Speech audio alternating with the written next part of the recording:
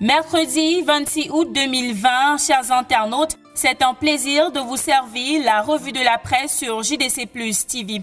Plusieurs sujets sont relayés par la presse. Nous ouvrons avec le quotidien Mutation qui titre sur le duel entre le préfet du Noun, Donatien Bonyomo, et le maire de Mfumban, Tomaïnoun Dam-Joya. Selon ce que nous dit le journal, tout est parti d'un échange épistolaire entre les deux autorités locales qui ne s'accordent pas sur la création d'une police municipale dans la ville de Mfumban, ainsi que de la mise sur pied d'un syndicat des communes dans le département du Noun, région de l'Ouest Cameroun. Et depuis lors, les deux personnalités sont à couteau tiré, tel que vous le lirez dans les colonnes du quotidien Mutation, parution de ce mercredi. Et puisque nous sommes à l'Ouest Cameroun, rendons-nous du côté de Bafoussam, chef-lieu de cette région, où le quotidien Le Jour nous fait savoir qu'une gendarme tueuse de ce côté du pays est toujours sans poursuite judiciaire car la procédure reste pendante au tribunal militaire. Pour en savoir davantage sur cette affaire,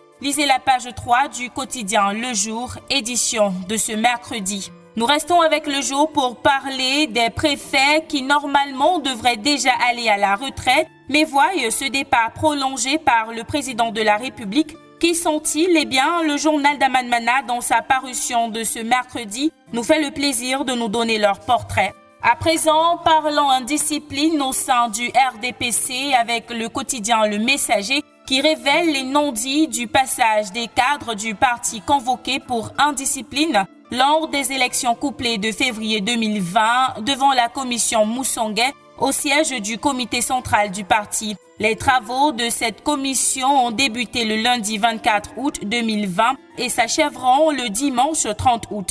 Du côté d'Info Matin, on voit cette convocation comme une tentative de semer la zizanie au sein du parti. Le journal titre « Déstabilisation du RDPC, le conseil de discipline de la honte ». En choisissant de conduire à l'échafaud des militants populaires et loyaux à Paul Biya, le secrétaire général du comité central du parti présidentiel a pour dessein de créer la zizanie, désordre au sein du parti, selon Info Matin, qui profitera à l'opposition. Il alerte donc à une trahison.